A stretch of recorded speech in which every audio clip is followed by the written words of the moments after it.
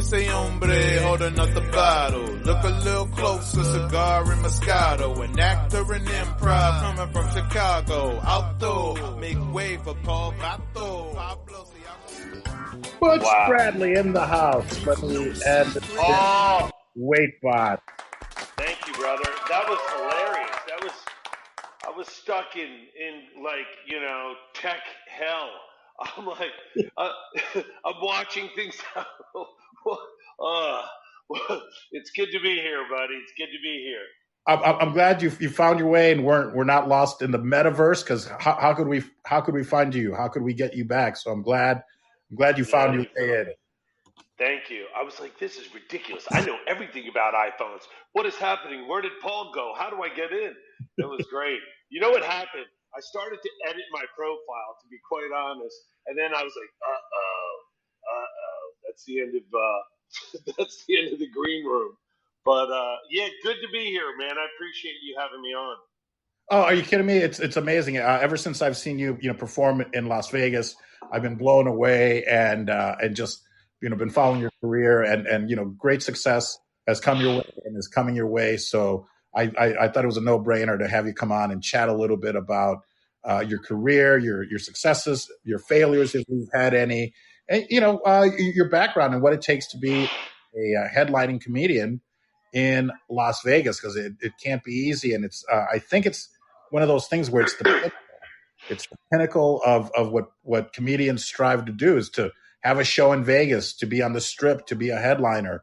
So you've come a long way, and it's all very well deserved. So Butch, welcome, and if you'd like to introduce yourself to the people that are here, and also I love beautiful people. Yeah, I'm Butch Bradley. I always dreamt of being a stand-up comic, but I was, to be a first of all, hearing you and introduce me, because I live in this strange place where I forget what I do. It sort of makes it easier to do what I do, and I have a tremendous respect. I'm like a comedy romantic. Like, I love comedy, and I hear a lot of guys like quickly in say they're a stand-up. I didn't say I was a stand-up for years. I had a real job, but I was doing the real job world. I was managing nightclubs in and out of Philly and New Jersey, and I was part of a big company.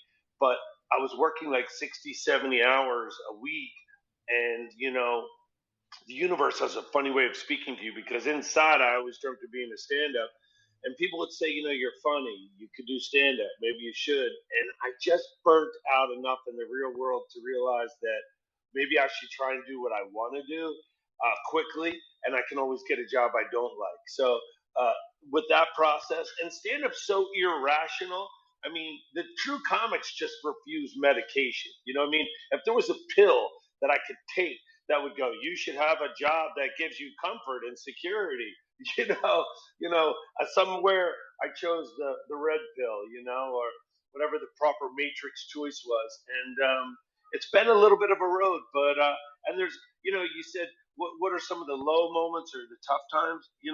Comedy's day to day. Like last night, I was dialoguing with somebody, and older gentleman, and had an accent, and I said, "Your accent's beautiful. I'm not really sure what you said, but it made me very hungry." So in translation, he laughed, I laughed. Most of the room was really laughing, but one individual was like, "That sounds racist." So I'm like, really? I'm like, but it's interesting, because that moment of years of experience being on stage, that was something I really haven't seen since like early after the pandemic, where people want to police us and protect others. And, that moment was awkward, but, I dove into it. I handled it. And it's funny too, being like this pink white faced guy. I'm like, hey, I'm white. I understand maybe I'm your first choice of possibly being racist. I think we're at the top of the potential racist calendar right now. If there's a list, they're like, we're going to start with the white people. We're going to work our way through, and then we'll find out where the other racists are. But right now, I think this group most likely, is the group. If we're going to choose, but comedy's day to day. Bopping through, and at this point in time, I know who I am, so I win, and I go in and out of ups and downs of it, and I feel good. And these stages in Vegas, because LA Comedy Club started in like a little brawler's boxing room, and I think you'd been there a handful of times. And then this room is now a gorgeous $3 million room. So, Vegas is, and it's filled. We've got Kimmel's, which is on hold, but we have Brad Garrett's open. We've got the Cellar. We've got the Laugh Factory. You've got a lot of like like the like clubs you wouldn't see in Vegas. Like there's like actually like a local comedy club, like Wise Guys just opened, and then you got all these other little shows and little rooms going on. Plus, you got the main stages where you got like Sebastian and Bill Burr popping in, and Russell Peters, and it's really an amazing thing to be on stage. I'm like the only non-famous resident headliner. You know what I mean? So I'm at like the bottom of the next level fish tank. Like I'm like, hey, you guys got room for me up there? But it's a special place, and I get to get up on stage every night and kill. And luckily, the industry came here. So it used to be as a comedian, you start Boston, Chicago, San Francisco, or Florida, wherever you start, and then you make your way to like New York or LA. Well, as you and I know, it's squeezed in. Vegas is the comedy spot between here and Texas until California and New York really open up like they used to. And with that, during the pandemic, I got into Steve Burns' movie Opening Act. I got a special on Amazon Prime because, as crazy as it is, I had Sean McNamara in that little room, the director of Soul Surfer and the director of the movie Reagan, with Todd Fisher, Carrie Fisher's brother, in that little room just due to the world being upside down. They're sitting in there, and a buddy of mine said, "Hey, Butch Bradley's pretty funny. Let's go catch him." And they were filming Doyle Bronson's a documentary about Doyle Bronson, the famous poker player. Sure. So they had a couple hours to kill, and they just come into the room. And as an entertainer, you'll appreciate this. I'm backstage, and there's only like 22 people in the old room. And I was losing it. I'm like, oh my God, this is going to be brutal. This is going to be tough. And I'm like pacing. And then I lecture myself. I go, just go have fun. You have to be your own like spiritual coach. Butch, you're going to do amazing. Just believe, let go, fly. So I calm down. I go out, have a really great set for like 22 people. And two of them happen to be Todd Fisher and Sean McNamara, and an actor who you may know, Eric Audet. He's in the Mayans, and he's in a ton of things. And he just happens to think I'm funny. We brought some guys in. So, these kind of moments happening here in Vegas. And then Sean McNamara calls me and had me run some lines for Reagan to improvisational work out some lines for a scene in Reagan's career. He ends up at the Frontier in Vegas for a year or so when his acting career fails. And he's with these guys called the Continentals. So, I have Sean McNamara on the phone asking me to create lines about that scenario, not thinking much of it other than this is an incredible, cool honor, and I'm riffing with the director. And then, like 6 weeks later, I get a call from Wardrobe, and they're like, "Mr. Bradley, you're supposed to be in Oklahoma in 5 days," and we didn't hear anything. And next thing you know, I'm in the movie Reagan with Dennis Quaid, improving for like 2 hours. They threw all the lines out, and we riffed for 2 hours, and incredible, man. I mean, that's a lot. I feel like I just spewed a lot to the world. But that really, all that insanity I just ran has been the last like year and a half or 2 years of my life here in Vegas. And, it started out me tired touring the world, LA for 12, 13 years. And I was in Asia, in Singapore, and China. And just as my airplane was about to like go down, the, LA Comedy Club said, would you like to try our residency? We can't get anyone to get that 10 o'clock flying. And I was so tired from just touring and auditioning and touring and going to LA and scratching my lottery ticket. I was like, I'll do it. I thought I was going to have a couple months off with the front door. And then it just took off. It gave me sanity. And, I have dogs. I have dogs now. I go for runs. I go for runs. You know what I mean? I have a girlfriend. Hi, babe. Hey, what's going on? Have a good day. Like normal stuff. You know what I mean? I have pictures on the wall, not like a pile of things. Closets. I have more than one pair of shoes. Like you're just when you're touring, you're an animal. You know. So looking back, almost 3.5 years later since it started here, and then the last 2 years, the career just sort of, it's always had like these moments, but it really got a good skyrocket launch. Maybe because I had COVID twice, God felt sorry for me. God's like, if you survive, we're going to help your career, bud. Is God Jewish? What? Is God Jewish? That sounded like an old Jewish man. It might be. It might be.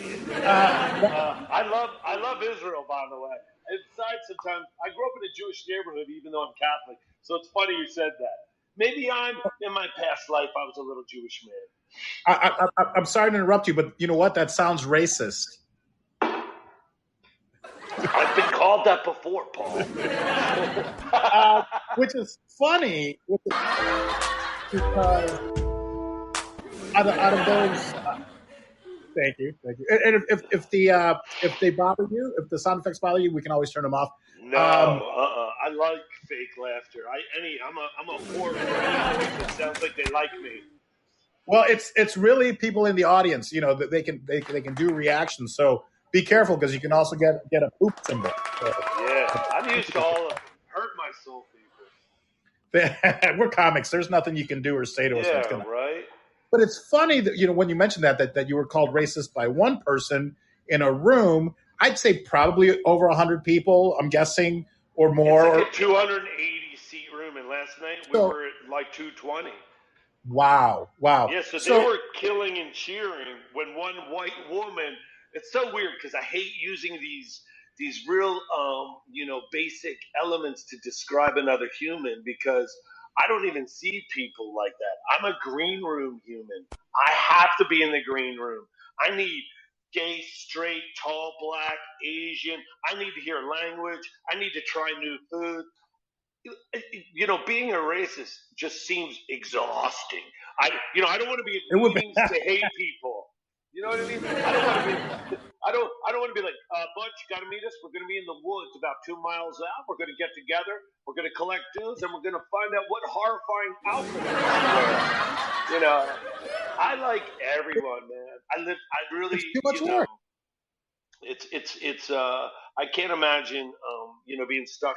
And, in dialogue now, you have to use these basic elements to sort of, society's there, a white woman, a black person. That's like, I don't even get it. My group is, the comedians I'm friends with. I'm friends with, all sorts of people in my circle, from a Tiffany Haddish to a Sebastian to a, Avi Lieberman, like, Tony Rock's one of my best friends, Ruba Paul. And now it's funny because it sounds like you're putting out your, hey, look, I'm white, but here's my friends. Here's my friends. Yeah. Oh, by the way, my girl's Mexican. If that'll help get me in, and all right. Yeah. Well, I don't think I've dated a Mexican girl because they're too much to handle. No offense, but no thanks. Yeah, she's listening, right? I agree with you. Well, yes. See. I just want to say thank you to everyone that is here. Thank you guys for the applause and the laughs and everything. We appreciate you guys really being here. And if you just joined us, we're talking to Butch Bradley, who is a Las Vegas headlining comedian, and he's an actor. You can see him in the upcoming film Reagan with with Dennis Quaid. There's so many amazing people in it, man. I got to do a scene with Penelope Ann Miller because she plays Mrs. Reagan. John Voight's in the movie. There's so many people. Mina Savaro, is that right? Mina Savaro. I'm so weird with celebrities. Like Mina Sorvino? Yeah. I meet celebrities all the time. I don't know who they are. I'm really weird. But this situation was like, wait, everybody's famous. I'm like, what is happening here? Really cool experience. And I've done Amazing. like a little bit of other things, a lot of late night stuff, and but this was my first like major low level role, being around all the big players in a room with that Hollywood feeling, 150 extras dressed in the 50s, and just it was so cool, and like really like being completely awake during a dream that I had. Dennis Quaid's here, the other guys are here, the director's here. It was mind blowing. I'm looking across this theater at a young woman who's dressed as a 1950s dancer. She's in all white feathers, and Sean McNamara yells, "Butch, we're getting rid of the lines. I want you to improv." And my heart just started beating, and I thought, I can see this woman in the feathers out there, this surreal experience, and I thought, stand up. I can do this because of stand up, because this is what I do. And I thought, if Dennis Quaid is cool, I can pull this off. And Dennis Quaid came over and he made a joke. He goes, "Can you believe they didn't give us 2 weeks to rehearse?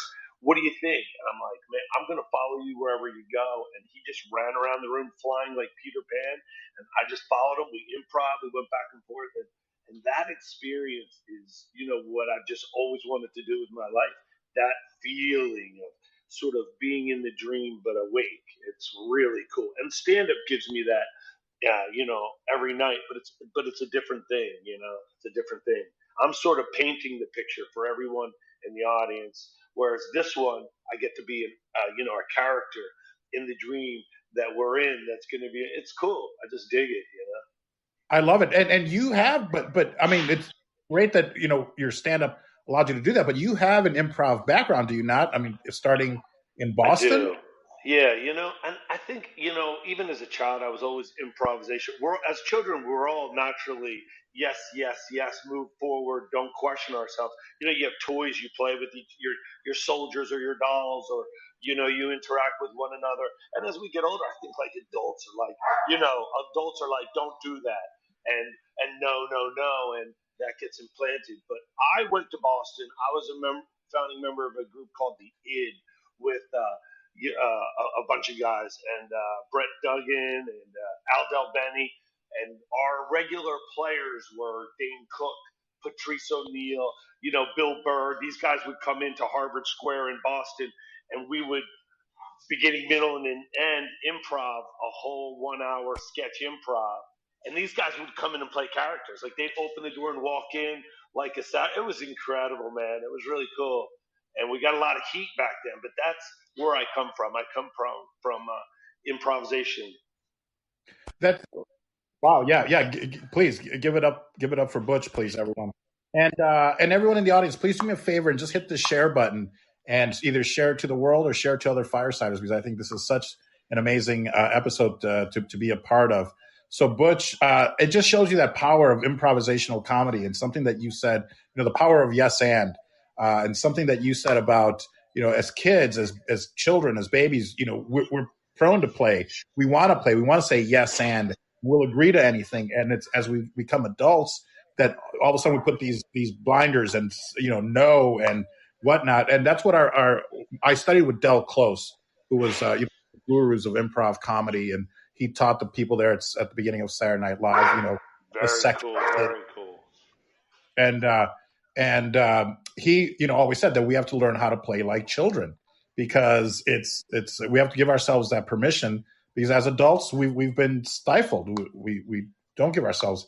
I can only imagine what it would have been like being there with those characters like Patrice O'Neill and Bill Burr and Dane Cook. It's cool. It was those guys. So I started at Nick's Comedy Stop in Boston. And by the way, that's incredible who you got to work with. It's incredible that if you start down that path of what you really want to do, that you end up doing exactly what you dreamed to do. You're working with people like that. It's when we stop, like I always laugh with my nephews or kids. They climb trees. The kid is not going to fall out of the tree until you start yelling, "You're going to fall out of the tree. Do you know how high you are?" Like, right? Like the kid's like, "This is amazing. I can see grandmom's house. How did he break his arm?" "I told him he was up there too high." and that's when they stopped that natural like improv or like living experience. But I moved to Boston because I had my real job, and I thought everyone's going to think I'm nuts to be a stand-up. And Nick's Comedy Stop, my first open mic, Patrice and Bill Burr were sitting at a table. Dane Cook was in the corner. They're like 6 years ahead of me in this packed Nick's Comedy Club. My heart was just like crushing my face. I couldn't believe I was doing this. Billy Martin was the host, who eventually becomes the executive producer, head writer of the Bill Maher Show to this day. The room is just nuts, and I walked up to Patrice and Bill because they looked like they knew what they were doing, and I go, "Hey, I'm about to go on stage, and I'm really nervous. Do you have any advice?" And Patrice O'Neill tilted his head and leaned back to give energy a space, and he laughed into the sky, like filled the sky with this billowing giant laughter. And then he brought his head down and looked me in the face and went, "You're gonna eat it." And Bill Burr and him started laughing, and I'm called to stage, and that's where it all sort of began. Was from Boston, going up to New England, to that whole New England, New Hampshire, if you don't know, and Portland, Maine's above that, and this whole comedy scene. You're driving around in the snow for 2-3 hours to get 5 minutes, and then I eventually end up in Portland, Maine with Bob Marley, a comedian, who that was his world, and incredible comedian. He was in Boondock Saints, and I started driving round trips from Portland, Maine to New York City to comic strip to audition to pretend I lived there. So I would drink coffee, drive there, hang out and pretend like half asleep, pretend I'm there. Past auditions with Tony Rock, Sherrod Small. We became boys. And then I ended up out in LA at the Laugh Factory. Bob Marley sort of introduced me to Jamie Masada, and I got into the Hollywood Laugh Factory. And he threw me in, and I just started following killers every night. Everybody you can imagine. Hollywood was just unreal. Dane was exploding, like 2002, 2003, 2004. I was just given, comedy lessons, and then I broke into Vegas and Atlantic City and all these other gigs and touring the country. And my improv is why I was moving further ahead than I should have been, because my stand-up was decent, but my improv was, really, it's always been my strength. So that's how it's all going down. And Boston could not have been easy, because I've heard the stories from Bill Burr and from Patrice O'Neill where, performing in Boston, they don't cut you much slack if you're not bringing the heat. So it was really, yeah. And, their hosts are all headliners, which I was really confused when I left to go elsewhere. And the host was like I'm not going to say bad. He's just brand new. They use new guys. And I'm like baffled that the new guy is up there for 7 to 15 minutes eating it. And I'm like, what is happening? And I realized Boston used major headliners who a lot of people probably don't know. But that early American comedy scene that started in the late 70s and the 80s becomes like the guys in the 2000, 1998, 99, 2000, 20 plus years ago that I came under. We're all major players. Lenny Clark, Sweeney, Kevin Knox. And I always wondered, why are they so good? Well, they've been doing it for like 25 years. They were the murderers that created Stephen Wrights and all these guys that went out over the country. It was there, Chicago. And then like Carlin, I think, was at the Ice House in LA. So those were like those original explosion points. Kinnison was discovered there was buzz on Kinnison. He flew out and did the Ding Ho, a little Chinese restaurant in Boston. And, that scene, I was doing open mics under these guys, and who knew, getting better because I was getting crushed. Like a train just coming at me over and over and over again. And then one day I was like, ooh, the train missed me, and you just keep going, Amazing. So, amazing. That's wow.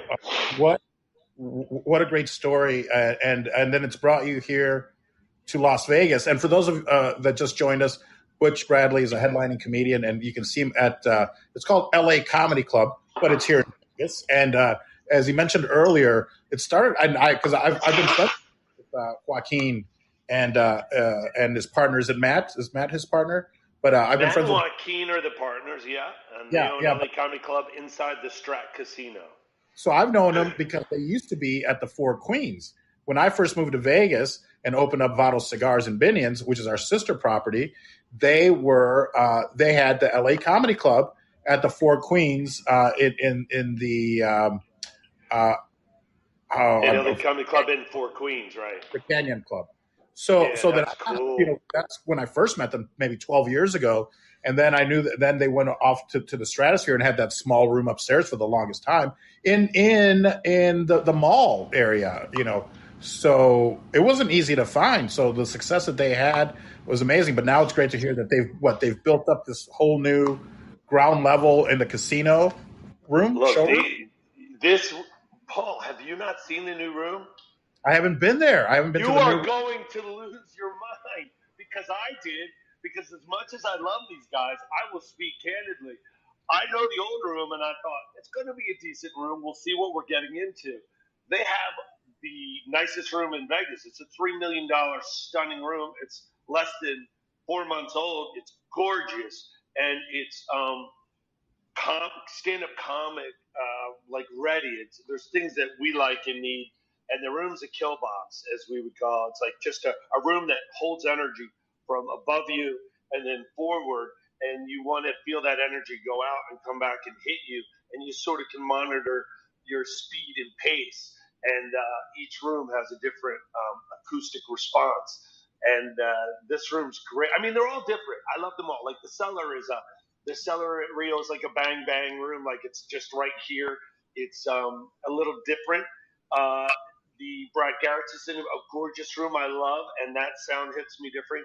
The Laugh Factory's changed since Harry Hazard, he lowered his stage. I love that room as well. But this LA Comedy Club is very bluesy and jazzy. So if you're looking for like a comedy store type feel, this is the room because people will run off their stand-up line. They'll run off to the left and they'll just start. They can run a topic loosely in this room. It just allows it, and it's the most diverse room. It's very much like the Comedy Store. You're going to have someone dressed to the nines. You're going to have someone dressed in like, a leather thong, and you're just going to have everybody, and it's a cool room, man. It's very cool, especially if you're in Vegas and you want that.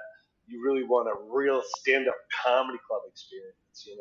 And I know that they run some outrageous special where for like an extra $25 or something, it's all you can drink or something crazy. It is crazy. I got to be honest. I hate the specials because $25 all you can drink. I'm literally looking at the clock like, okay, so I got like probably 9 minutes before this room rotates on me and thinks they're at a bachelor party. But it's Vegas. It's a blast because you have marijuana now. People are stoned. They're buzzed. These elements also make the room a little muddy and murky, which that jazzy feel, which really allows stand-ups to run into topics they're nervous about. And that's why this room's so cool, because I'm in the process of preparing a new special. It's usually difficult because you have to go spot to spot with chunks of 5 minutes to develop, unless you're Chappelle or Chris Rock. This is how we do it.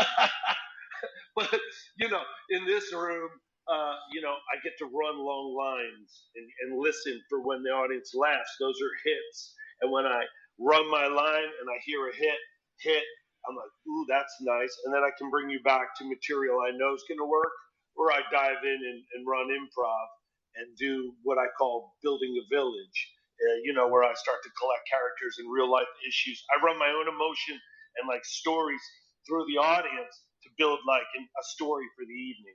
Doesn't always work. I'm about 85%. So I saw you back to back. That night that we met, I had a friend in town, so we went. I was like, let's go see some comedy.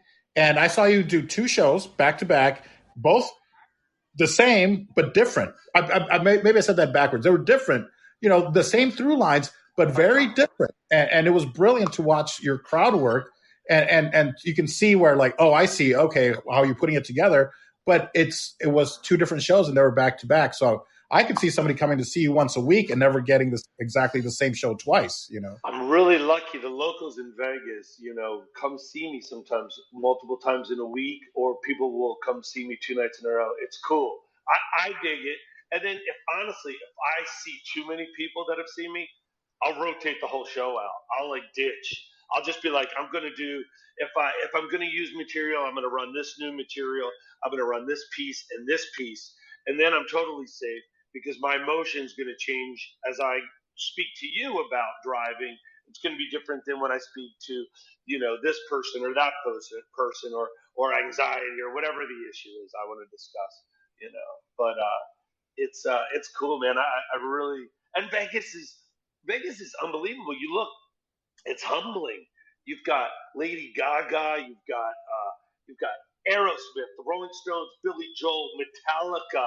You've got, as I said, Bill Burr, Sebastian, Russell Peters. You've guys that have topped out that next level who are exploding through the scene. I mean, Vegas is, people discuss Broadway and people discuss these locations, and Vegas is really unbelievable. We've had every award ceremony that all the other states usually have this year.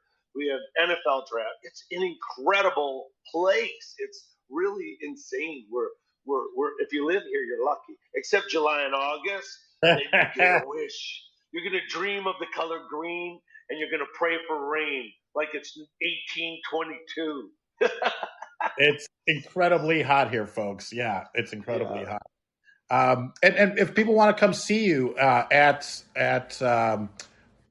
LA Comedy Club, what's the best way to get tickets for that? I'll tell you what, if you want to come catch a show and you say that you saw me on Paul's show, you add me on Instagram, message me, I'll comp you in. I'll comp in seriously this whole audience. It's not a problem, and you guys are just going to have to make a decision when you get to the bar if you're doing the all you can drink or you're going to have, depends how you run. But just add me on Instagram, say you saw me on Paul's show, and I'll comp you in. That way you can get a first look at the room. We'd love to get you to come out, check the room, you see my insanity live. And, I'd love that. Just add me on Instagram. I'll comp you in. Add me on TikTok. I think I got 9 followers. And TikTok's a whole animal. Yeah. I'm like, I got to dance. I got to move.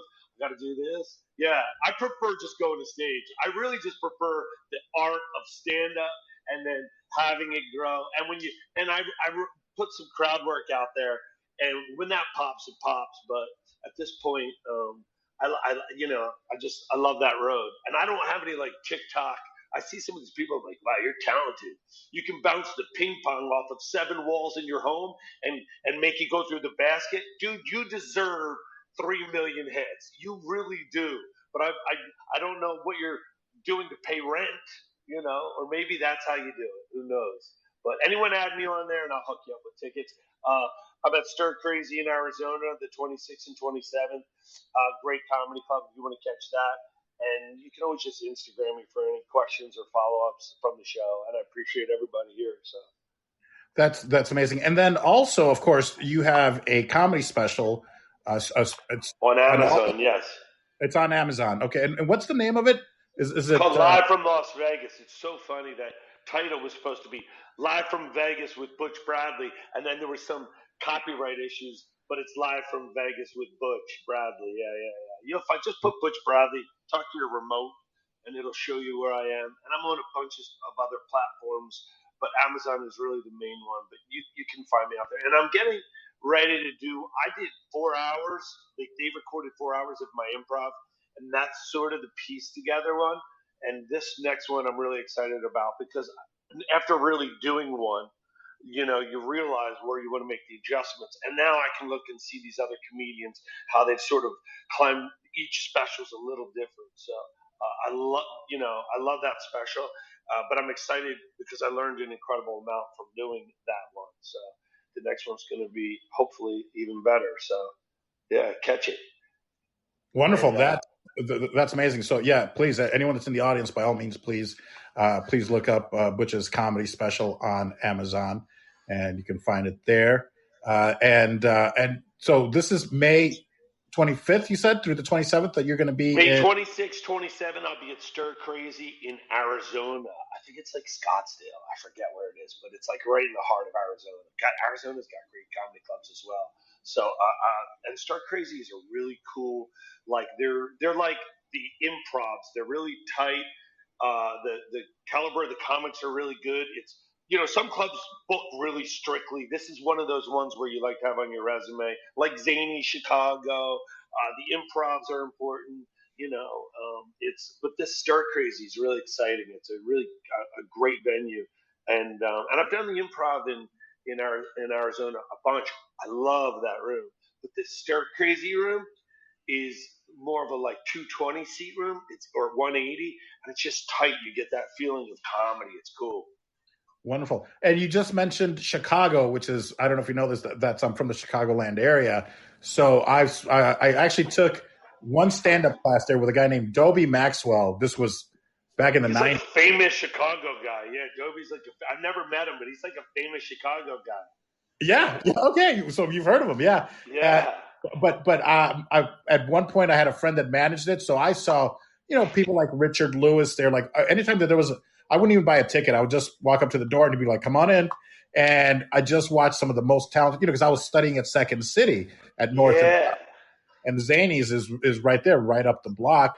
Also, I believe by the Up Down Tobacco Shop. I was always kind of in the cigar business. That was right next door to Zany's. I was just there. I landed Sunday, man. This is great. I didn't know you went to Second City.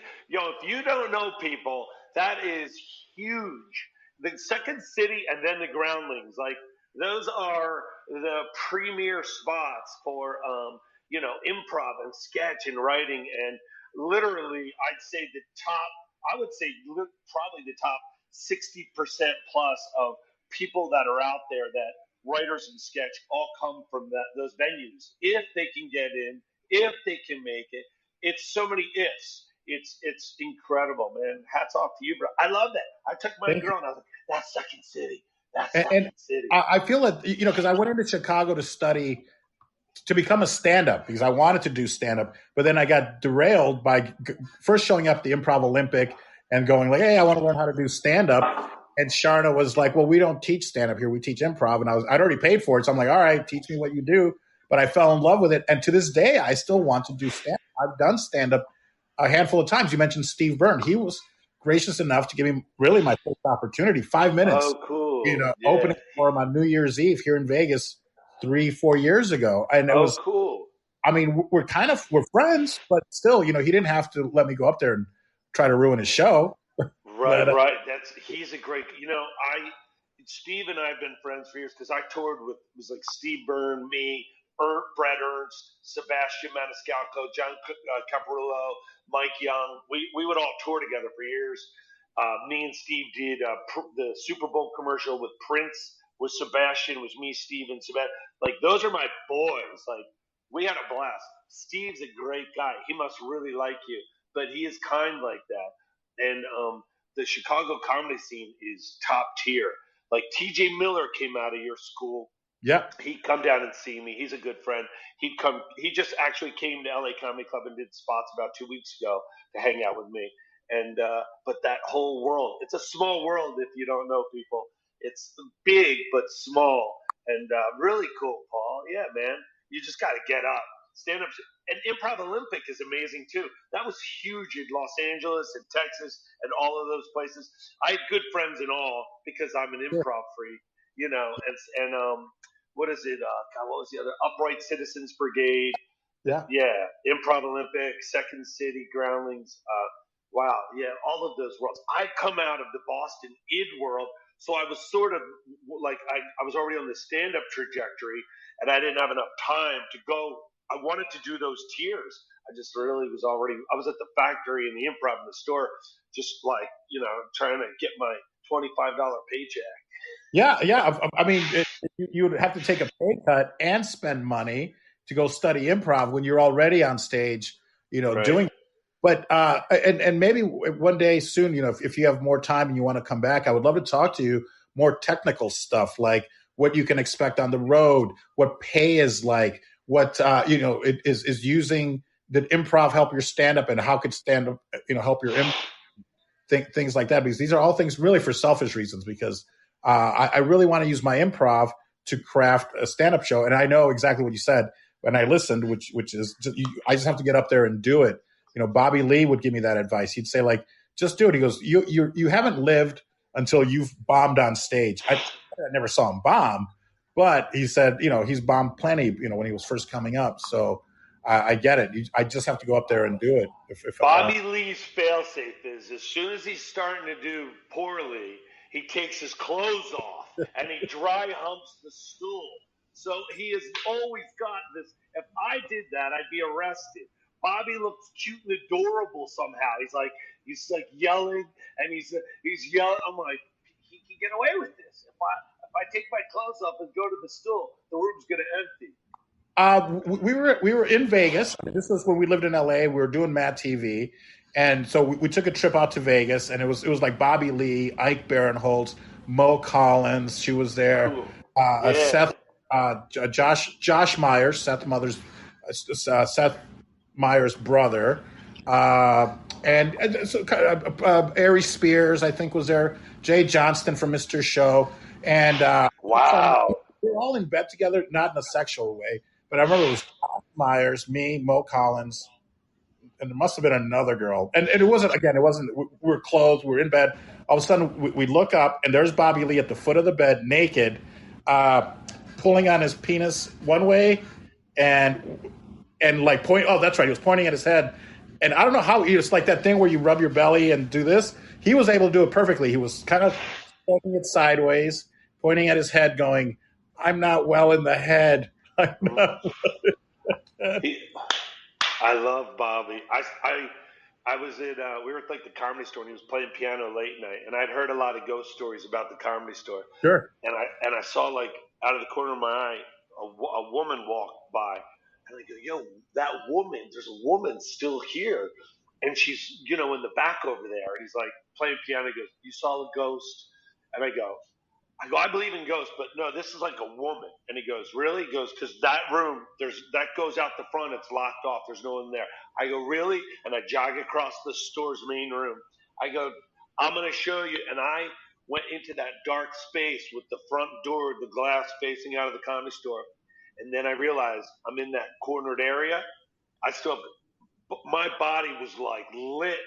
I go, "There's nobody here." And I ran back, and Bobby just starts singing to me, "Butch Solid Ghost today." He's like ripping, but Bobby's great. Man, see, that's why Hollywood and the Comedy Store, these stand-up scenes all killer. And real quickly, back to you, when you want to do stand-up, you just get like 4 or 5 stories that you want to dialogue about, and you get up and dialogue until they tell you to come off. And as the audience starts to laugh, or you hear your hits, you memorize those or record those. You chop the fat where they're not laughing, and then those stories become more comfortable to you, like dialogue or like script. And gradually you'll have one that's a little bit better than the others. You'll open strong, close strong. 5 minutes, but 4.5. And if you're 2 minutes in and you're losing it, you just say, "Hey, back to your host." You always can get out of this by just smiling and "Good night, thank you." And they go, "You came off early." Well, who cares? It's your beginning adventure, and you're growing that adventure. And karaoke is a killer way to get comfortable, unless you're one of those people who love doing it. But those are like elements that you can do until it starts to piece together. But your improv will naturally cover you, because when your fear takes off and you're snagged, your natural improv will be like, "Bam, bam, bam, bam," and you'll be like, "What did I say?" It'll just come to the surface. All of your years of training will come to the surface, and then stand up will be easier for you. It's just going through the beginning process, But yeah, we've got 5 minutes for you, Paul. But you're like up there for 30 minutes. "What's happening? Where's Butch?" And I'm well, put me in, boss. I'm going to work on it, because I would love to work with you one day and maybe share the stage. Of course we will. Dude, for real. I love getting people up, especially I love stand-up. If stand-up is something, or comedy or whatever they want, but stand-up, I can easily dialogue someone through the basics and get you up and be more comfortable. It's just telling a couple of stories in the beginning. I love it. Trust me, I've got some stories. But again, everyone thinks that they do. Then you put them in front of people. You put them in front of people that are drinking. You put them in front of people that are drinking that are paying. Then it elevates the game. So it's Well, you're still an actor, so you add the color. It's like reading a children's book. You wouldn't read a children's book like the dog, walked down the street. You'd be like, this dog, the red dog, went down the street. So you add your acting ability in your new material. Like my grandmother drove me nuts. You know what I mean? You start to add to cover the ground where you're new, and you don't just tell the story. My grandmother drove me nuts.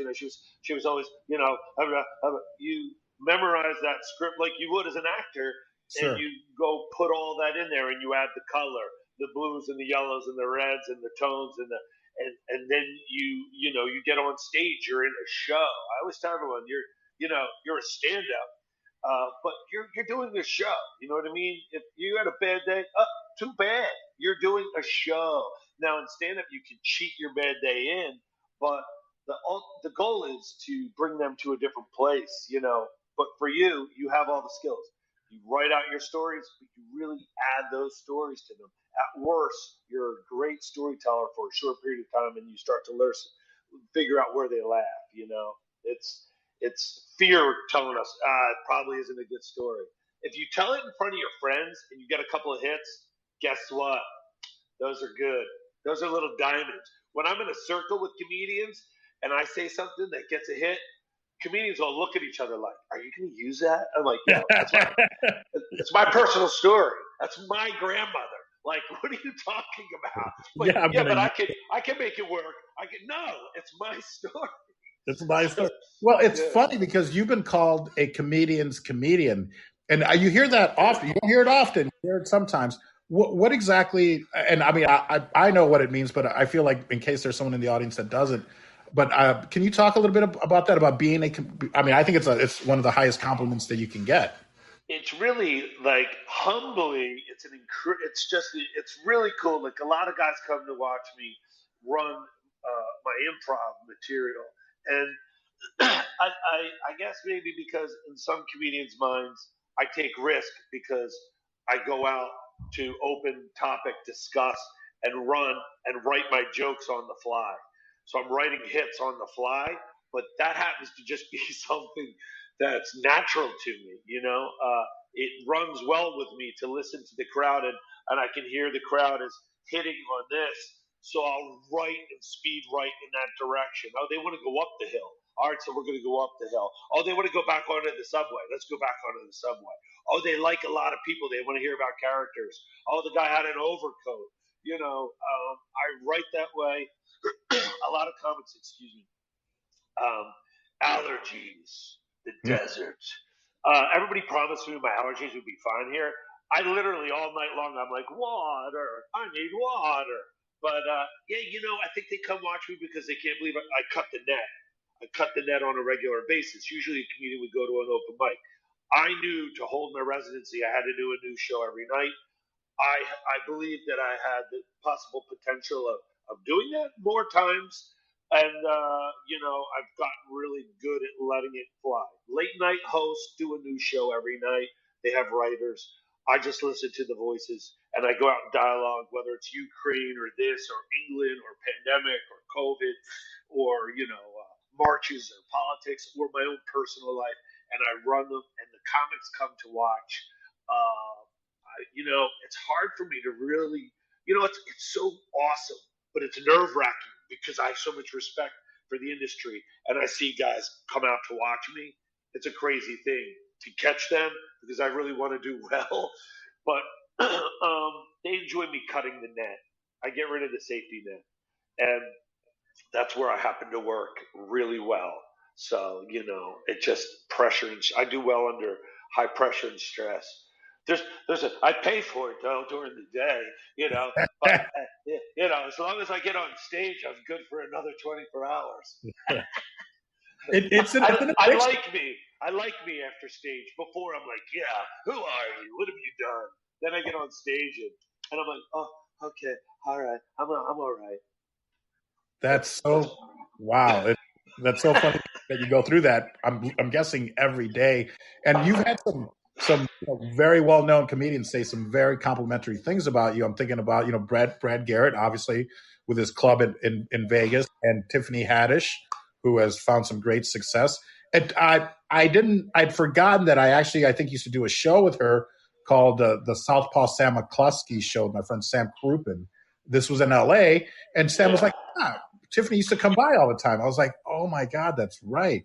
So I don't think she'd remember me because we didn't hang out that often, but yeah, we did. She's so down to earth. She probably, I bet she does. She's so down to earth. Like Tiffany literally will text me normal, and the environment will sound really crazy, like you're in the Oscars, but she's normal. But you can hear like an assistant and everybody just like just, and she's probably wearing some like $19,000 Versace dress, but she's like, hey Butch, what are you doing? And I'm like, oh my God, she's so normal.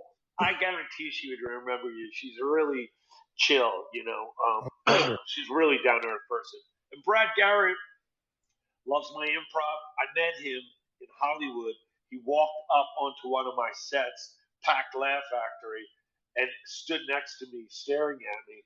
That's how I met him. He improv, I improv, we improv together for like 20 minutes, and it was of course magical and exciting for me, and we crushed. He's so brilliant, and we had a blast. And then he had me open up his club when he was at the Tropicana. Mm-hmm. He had me do a million shows there with him, and then he brought me over to MGM, and he had me open both of his new rooms at MGM, and he calls me for a lot of big private events that Ari and MGM put up for celebrities and stuff, and I get to go in and do my insanity. So he's cool, man. He's an improv fan. Like he's really, and he's an unbelievable actor and a beast on stage. So he hits really fast and hard, and those things make you better when you're in those environments. You're forced to sort of just get better. So he's one of those people I'm thankful for. Here, I'll show you something. He actually gave me this to congratulate me. It's from the Museum of New York. It's a one-off of Steve Martin running in New York City. If you guys can you see it? Yeah. Yes. That's from Brad Garrett. It was a gift. And here's Brad and I right here. Oh, that's fantastic. Is that at his club? Yeah, that was that was opening night. That was his opening night. Yeah. Oh, yeah. Amazing. But he gave me this as a gift, him and his wife. And so that was pretty cool. Here, I'll show you guys.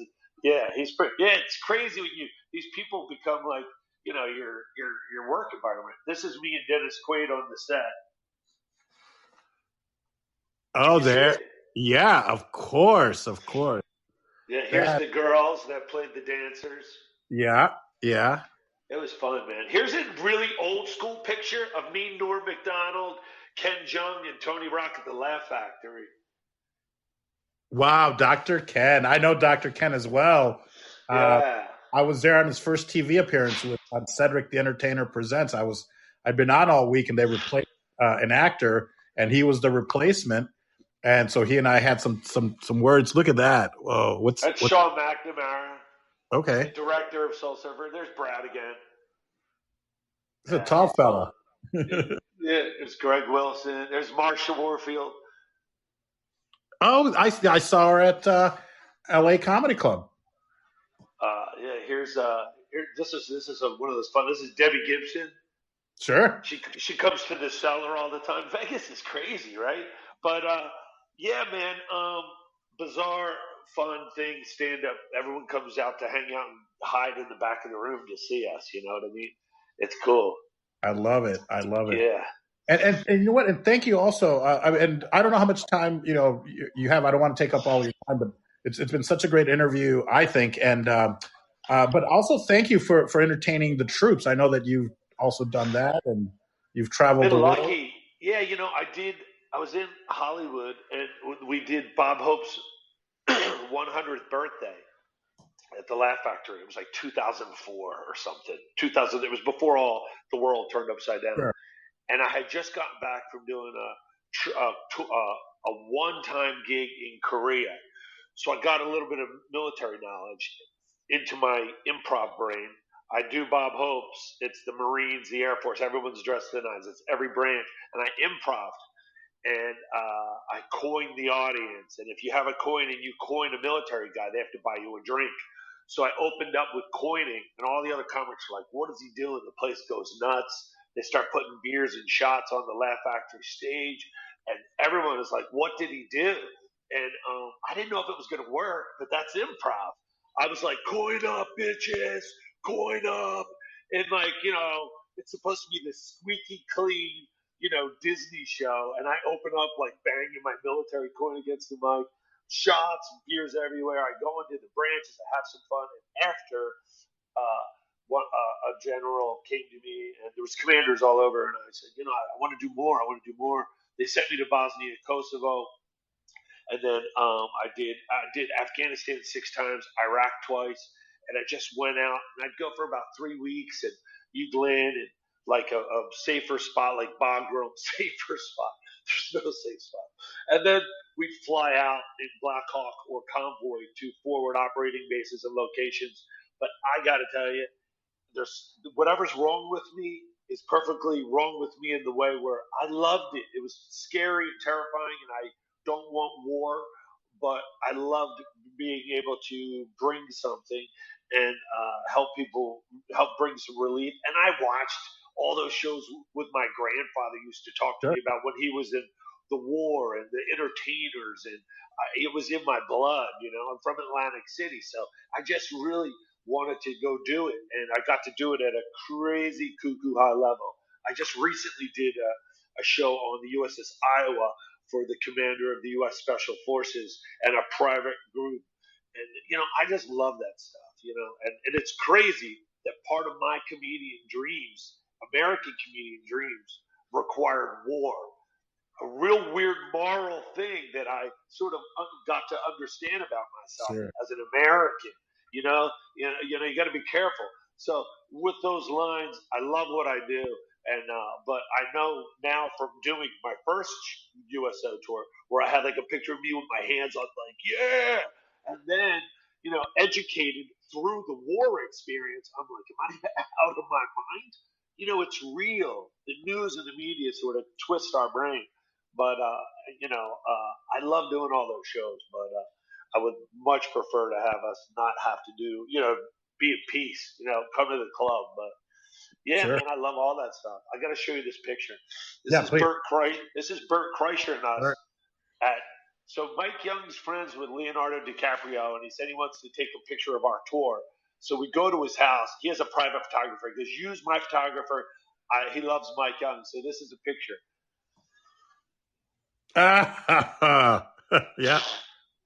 Oh my God, Bert! I had to show that. Thank you. Bert Kreischer's ass. I had to show you Bert Kreischer's ass. Bert Chrysler. That's right. No, I'm just kidding. Kreischer. Yeah. I've got a photo with him in one of my 18-inch cigars. Cool. At the Las Vegas Comedy Festival, maybe 4 years ago. He was here at the Mad Hotel right around like 3 years ago, right? Was that what it was? At El Cortez, they had. Oh, I love that spot. And at my friend's place, backstage bar and billiards, and 601 Fremont Street. It's at 601 Fremont Street, and so that was part of the comedy festival. And it was like 3-4 years ago. Bern always brings me to those. He's friends with them. Is he friends with them through you? Yeah, the billiards place. I've gone there and done shows. Yeah, Big Daddy Carlos and Ava. They're the reason that I ended up in Vegas, because I met him in Hollywood. He owned Velvet Margarita Cantina in Hollywood, and I would give him cigars to give to his dad. And then so he was like, "Hey, we're moving to Vegas. We're going to take over Vegas. I want you to come out and be a cigar guy." And I'm like, "You got it." I didn't think it was going to happen. And then all of a sudden, a year later, he's like, "You ready? We're going to Vegas." Because he had partnered up with the guys the Terry Cottle, the owner of Binion's and whatnot. Yeah. And so they actually had a drink named the Velvet Vato at Velvet Margarita Cantina. So then he and Ava started 601 Fremont and Backstage Bar and Billiards. So yeah, Big Daddy Carlos and Ava are the reason that I'm in Vegas. Oh, very cool. Very cool. And Burt was performing there. Steve Byrne is really good friends with him. You know, Ahmed, Vince Vaughn. Oh my god, I know all those guys. That's like my Hollywood days, dude. Ahmed had a show at Dublin's, this little Irish bar in Hollywood, where Sure. all the celebrities would show up, and we would go. By the way, if anyone sees me making motion down here, I'm petting my dog. Quit masturbating. Oh, there it is. Okay. Yeah. I'm like, I should let them know what I'm over here doing. I'm petting my Yeah, dog. me too. Except I don't have a dog. right. Well, that's how it all starts. And next thing you know, you have a dog. Then you have two. I actually have two of these wonderful. That was Baru.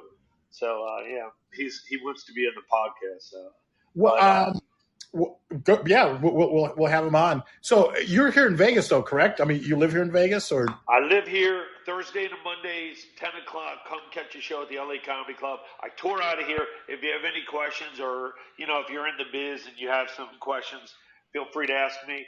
Add me on Instagram, best way to find me. And if you guys want to be comped into a show, I'd love to have you. So just mention Paul's name. And and then send me your social security number, your last, your address and everything, your PIN, and a copy of your debit card, all of that information. Right? You're like, wait, what? what? Yeah, all right. But I get in for free, right? All right, that's all that matters. Right. You do get in for free. But I'll say hi, David, Dave, Victoria, Kaylee. I can't see that one. There's a guy named Butch on here. There's an interesting name. Paul, all right. Just say hello to everybody. Yeah, man. Awesome. I love this. This is cool. Well, I want to thank everyone that spent part of their day with us, and especially you, Butch. Thank you for taking time out of your schedule. I know that comedians maybe don't like to get up that early, but it sounds I get up early. Yeah, I do now. I changed. I switched. I got those dogs to make me do opposite of me. I get up early, go for the run, and I go, oh my God, I have to have coffee. Without coffee, I would, What about drinking? Drinking on the road? Were you ever a drinker, or? I don't drink anymore. I haven't drank in a couple of years, but I used to and enjoy it and love it. And then, it becomes almost becomes like eating pizza. You're like, I'm going to have pizza all the time, pizza. And then I have a couple of drinks, and then I went through no drinking, and then drinks, and then your body's tired, and then not until I lived here did I realize the road can exhaust you as well. You're flying, you're changing flights. I was changing time zones. I was in Singapore, India, Malaysia, China, and then I'm back to the States, and then I'm here, and it just takes a toll on your body. And then my drinking I couldn't do it. My body was exhausted. I felt sick, and genetically, I felt like the brakes weren't working. You know what I mean? I'm like, you go from drinking Friday or Saturday or Sunday, I stopped and did a thing called opposite of Butch Bradley, or opposite of myself. And I sort of made a list, and I'm like, I'm going to get dogs. I'm going to get up early. I'm going to go back to the gym, go run. I don't go do these things because I do it for the head, to clear, to feel good, remove stress, and to make sure I do well at what I love to do. And it's funny, Tony Bennett had a cool quote.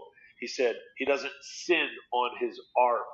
And it always messed with me because I'd have one or two drinks, or just one, or just two, but then I thought I could hear that quote. Of course, I'm not Tony Bennett, but I don't want to cheat the audience from me. And everyone's got to know their own world. Chemically, I don't drink. I just couldn't. It made me tired, man. It's like eating chocolate cake. I love chocolate cake. It's there. But if I start killing it every day, people are going to take notice. It's not going to do well for me. But it hurts. It just hurts. So I quit, and it helped. It really changes. If you have an audition or you have to improv with Dennis Quaid for 2 hours, you better hope you're sober and you just ran 3 miles. You know what I mean? I'd rather fail clear-headed. So, but I love booze. Like people who drink, I go get it, smoke a cigar, have wine, enjoy yourselves. But watch your brakes, because my brakes, I was like, shit. I think the brakes are gone, and I hated hangovers. And in our business, it's easy to go, well, Paul and I have a show at 8. We'll grab dinner at 6. I'll eat, have a couple cocktails. I'm going to work. Now it's 6 o'clock. It's 5 o'clock. Oh, we had lunch. I just removed it. But I'm terrible because people are like, but you don't drink. And I'm like, well, if you're doing all right with it, go enjoy yourself. But if you wake up like, I feel horrible, well, get 2 Dobermans and get up at 9 a.m. every day. That will do it. That will do it. Right. But I love that saying. Don't sin. I don't sin on my art. That's that. Yeah. Yeah. And I still do sometimes, but not with booze. But Tony Bennett just stuck with me, you know. You hear these guys in their 70s and their 80s killing it. And it's like, we're lucky. I complain, but when I drive to work, which is crazy, and I look at the Vegas Boulevard, I'm very humbled and respectful knowing where I'm going and what I'm doing. I'm very good at what I do, but I go to do better every evening because I know Paul's right there, and Paul's right there, and Tina's right there, and John's right there, and everybody's going. And it's, sitting on my ass and not going up there like this is my tonight's the night. I got to go there and do that. So that's how you maintain or you pop up or you survive. There's a million new guys. So I really love driving down and seeing it. And it's good stuff, man. But if I hit the lottery, I'm going to probably move to Tel Aviv and be that little Jewish rabbi I've always wanted to be. the Irish rabbi. Right. I don't know. Well, buddy, thank you so much for spending time with us. I had a blast.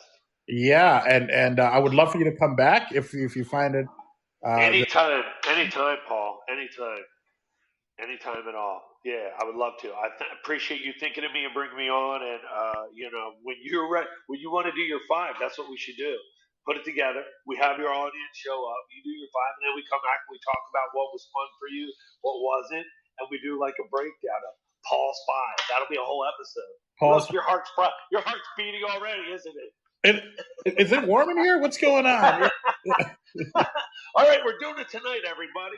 Paul, we'll see you tonight. Everybody here, are you with me?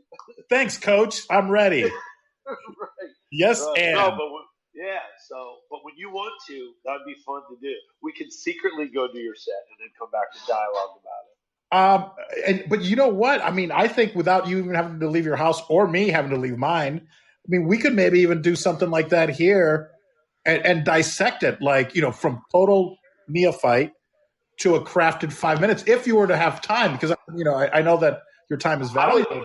I'll do all the details. I would love to do it. It's fun for me to talk about it. I just don't know. If you have an audience that really wants to learn about all that or hear about all that, of course.